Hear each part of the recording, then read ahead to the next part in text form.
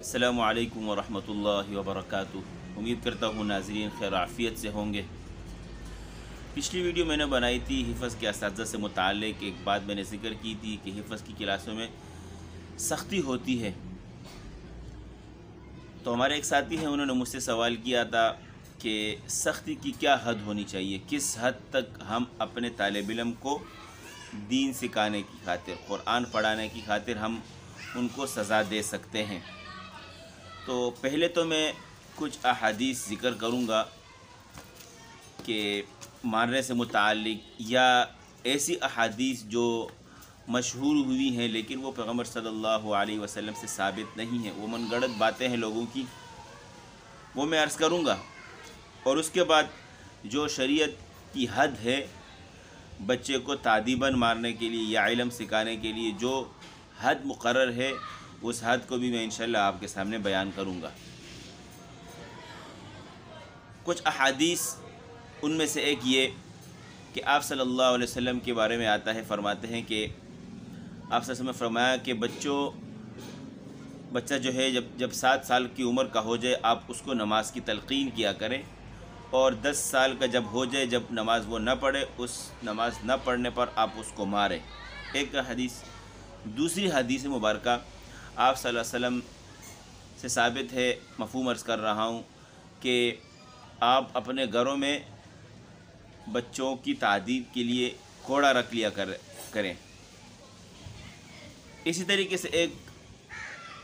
जगह पड़ा इब्न अब्बास रज़ी अल्लाहु अन्हुमा के हवाले से कि उनके बारे में आता है कि हज़रत इकरमा रहमहुल्लाह को वो दीन का तालीम देते थे, और यहाँ तक आता है कि उनको बांध दिया करते थे। तो ये तो वो अहादीस हैं जो आप सल्लल्लाहु अलैहि वसल्लम से साबित हैं। एक ऐसी मनगढ़ंत बात जिसकी हदीस की तरफ मंसूब की जाती है बात, वो ये है कि बच्चों को कुरान सिखाने के खातिर जो सज़ा दी जाती है, जिस जगह पर डंडा लगता है या पाइप लगता है, जिस जगह वो जगह जो है जहन्नम पर हराम हो जाती है, उस जगह को जहन्नम की आग नहीं जलाती। तो ऐसी रिवायत किसी भी जगह आप सल्लल्लाहु अलैहि वसल्लम से मनक़ूल नहीं है, कहीं साबित नहीं है। खामखा जो है आप सल्लल्लाहु अलैहि वसल्लम की तरफ इस हदीस की निस्बत की जाती है। अब यह है कि बच्चों को किस उम्र तक मारा जा सकता है, आया हमारे लिए मारना ठीक है भी कि नहीं, या मारा जाए तो कितना मारा जाए। तो आता है कि जब बच्चा जो है खाना पीना ख़ुद खाने लगे, चलने फिरने लगे, तो उसे जो है नेक बातों की तलक़ीन किया करे, बुरे कामों से उसको रोका करे। ठीक है, ये तो उस वक़्त की बात है जब बच्चा जो है छोटा होता है, 3 से 4 साल का होता है। और जहाँ तक अहादीस की बात है, आप सल्लल्लाहु अलैहि वसल्लम से साबित है कि जब बच्चा 7 साल का हो जाए आप उसे नमाज की तलक़ीन किया करें, और जब वो 10 साल का हो जाए ना पढ़ने पर आप उसको इस्लाह के लिए उसको मार भी सकते हैं। दूसरी हदीस जो मैंने आपके सामने ज़िक्र की है कि आप सल्लल्लाहु अलैहि वसल्लम ने फरमाया कि घर में एक कोड़ा, एक डंडा रख लिया करें। अब ये है कि बच्चा उसको उसके मारने के लिए हमें उसको मारना जायज़ है भी कि नहीं। तो जब बच्चा जो है जिस वक़्त नाबालिग है, उसको मारने के लिए हमें बिल्कुल इजाज़त नहीं है। ठीक है, हाँ ये है कि उसके वालिदैन की तरफ से आपको इजाज़त हो, इदारे की तरफ से आपको इजाज़त हो, आप उसको मार सकते हैं। ठीक है, अब ये है कि कितना मारना चाहिए, हमें बच्चे को किस हद तक मारना चाहिए। तो यहाँ मैं ये बात अर्ज़ करूँगा कि आपने अगर क्लास पढ़ाई है, तदरीस से आप मुंसलिक हैं 5-6 साल से, और आपका तजुर्बा रहा है, तो जिस क्लास में आप पढ़ा रहे हैं, अगर आपने बग़ैर मार के पढ़ाया, आप उन औक़ात का अंदाज़ा कर ले, और अब अगर आप जो है सख्ती कर रहे हैं या आपने की है सख्ती, मुवाज़ना कर ले, आपको ज़्यादा मज़ा उस वक़्त आया होगा, और आप बच्चों से ज़्यादा काम उस वक़्त आपने लिया होगा जब अब बच्चों को आप प्यार और मोहब्बत से, शौक़ से आपने पढ़ाया होगा। उसके कुछ फ़ायदे हैं। एक फ़ायदा तो ये है कि आप बच्चों को जब मोहब्बत से, प्यार से और शफ़क़त से पढ़ाते हैं, बच्चे शौक़ के साथ, जज्बे के साथ पढ़ते हैं। لیکن جس وقت آپ ان پر سختی کرنے لگتے ہیں،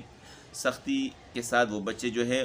2 دن 3 دن تو پڑھ لیں گے سختی کے ساتھ، لیکن وقتاً فوقت وقت کے ساتھ وہ بچے جو ہے پھر ڈیڑھ بن جاتے ہیں، وہ بچے مار کے عادی ہو جاتے ہیں، اور ایک وقت ایسا آتا ہے کہ وہ بچے جو ہے پڑھائی سے ان کا دل اکتا جاتا ہے، وہ بھاگنے پر مجبور ہو جاتے ہیں۔ تو یہاں میں ضرور یہ کہوں گا کہ آپ بچوں کو پیار و محبت سے، شوق سے، جذبے کے ساتھ اور نرمی کے ساتھ پڑھائیں۔ آپ صلی اللہ علیہ وسلم کے بارے میں آتا ہے قرآن کریم میں، اللہ رب العزت فرماتے ہیں وَلَوْ كُنْتَ فَظًّا غَلِيظَ الْقَلْبِ لَانفَضُّوا مِنْ حَوْلِكَ، اگر آپ ان صحابہ کے ساتھ سختی کرتے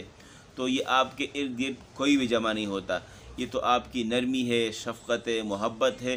اس نرمی کی وجہ سے، شفقت کی وجہ سے یہ سارے صحابہ اکرام آپ کے ساتھ جڑے ہوئے ہیں۔ تو نرمی کے ساتھ اگر آپ پڑھائیں گے، انس بن مالک رضی اللہ عنہ کے بارے میں آتا ہے، خود فرماتے ہیں کہ 10 سال میں نے پیغمبر صلی اللہ علیہ وسلم کی خدمت میں گزارے،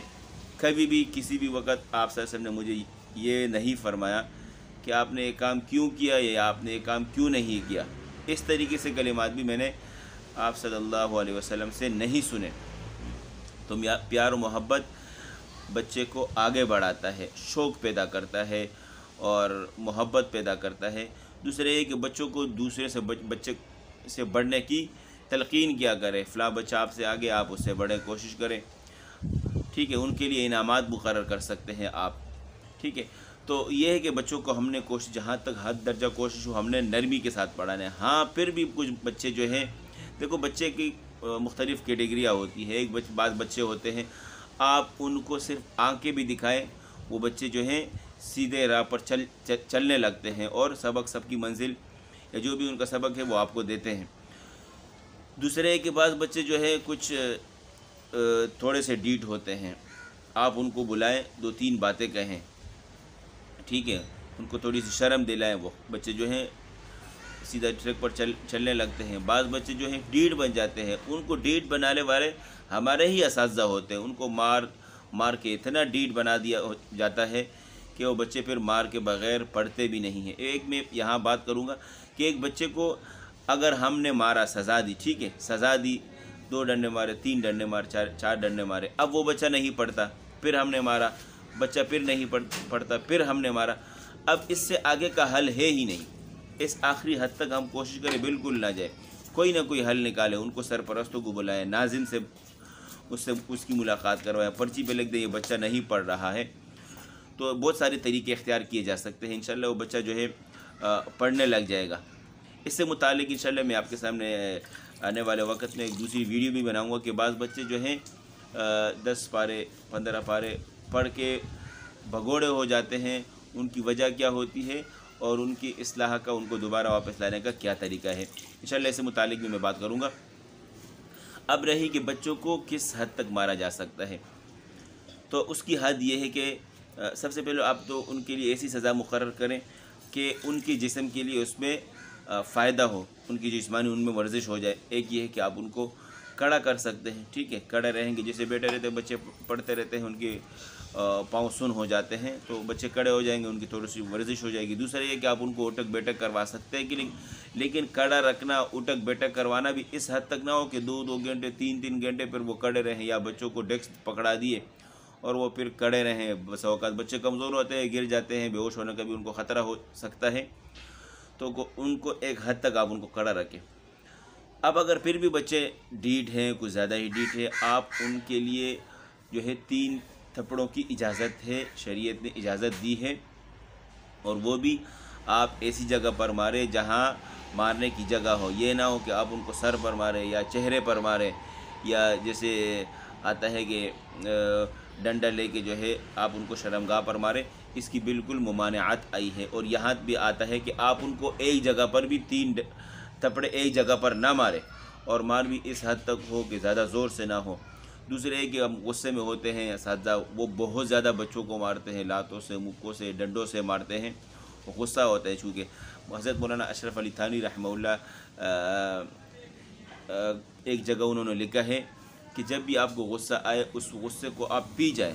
کھڑے ہو جائیں، کھڑے ہوتے بیٹھ جائیں اس طریقے سے، یا پانی پی لیں، یا اس جگہ کو چھوڑ کر آپ چلے جائیں۔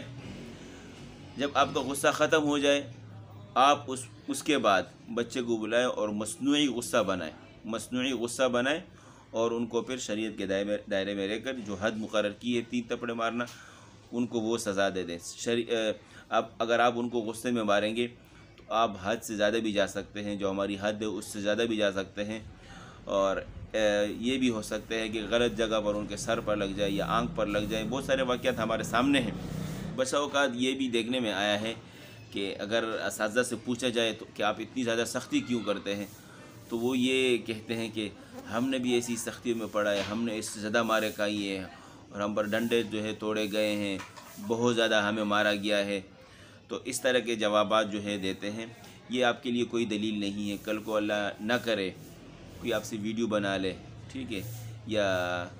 آپ کے لیے کوئی دوسرے بہت سارے مسائل بن سکتے ہیں، تو ہمارے لیے دلیل نہیں ہے کہ ہم نے سختی میں پڑھا ہے۔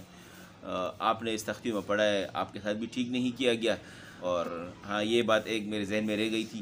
کہ اب بچوں کو اگر آپ نرمی سے پڑھائیں گے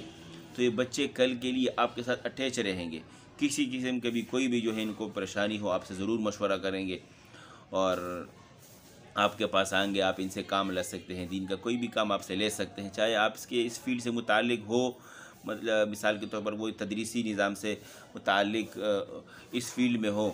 یا مدرسے کے کسی شعبے میں کام کر یا نہ بھی ہو، دنیا کے کسی کام میں لگے ہوں، لیکن آپ کے پاس وہ ضرور آئیں گے آپ کے اس نرمی کی وجہ سے، شفقت کی وجہ سے۔ لیکن اگر آپ نے سختی کی ہے تو یہ بچے اس وقت بھی آپ سے آتے وقت کترائیں گے، ڈریں گے، خوف کھائیں گے، آپ سے کبھی نہیں ملیں گے۔ آپ ایک راستے پہ جائیں گے، وہ دور سے دیکھ کر آپ سے دوسرا راستہ جو ہے دوسرے راستے سے نکل لیں گے۔ حفظ کی کلاسوں سے متعلق یا گردان یا تجوید سے متعلق آپ کے ذہن میں کسی قسم کا بھی کوئی سوال ہو، یا کسی بچے کے حوالے سے آپ نے کوئی رہنمائی لینی ہو، بچہ نہیں پڑھ رہا ہے، کن ذہن ہے، یا اس پر سختی کے باوجود وہ نہیں پڑھ رہا ہے، تو آپ ضرور مجھے جو ہے کمنٹ میں پوچھ سکتے ہیں۔ انشاءاللہ میں اس سے متعلق آپ کے سامنے ضرور ویڈیو بناؤں گا۔ اسی کے ساتھ میں اجازت چاہتا ہوں، اپنا خیال رکھیے گا۔